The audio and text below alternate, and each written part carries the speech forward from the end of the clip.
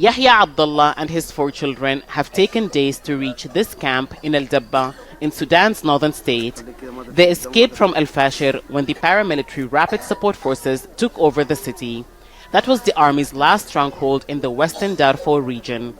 His wife was killed in an RSF drone strike on the city days before. He says he and his children barely had time to mourn before they found themselves on the run from the paramilitary group.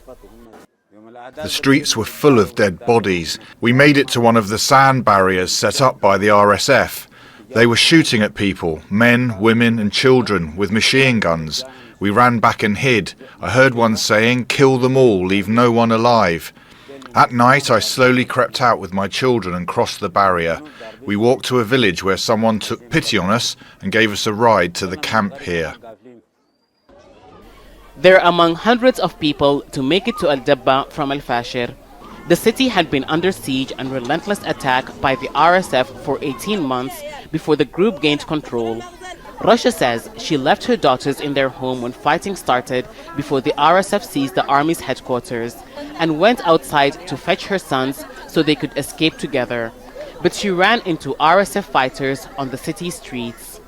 The RSF asked me where I was going and I told them I'm looking for my sons. They forced me into a house and started sexually assaulting me. I told them I'm old enough to be their mother. I cried. They then let me go and I took my daughters and fled, leaving my sons behind.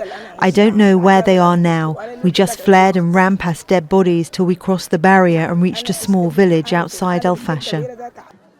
The United Nations says more than 60,000 people are reported to have fled the city since it fell under RSF control.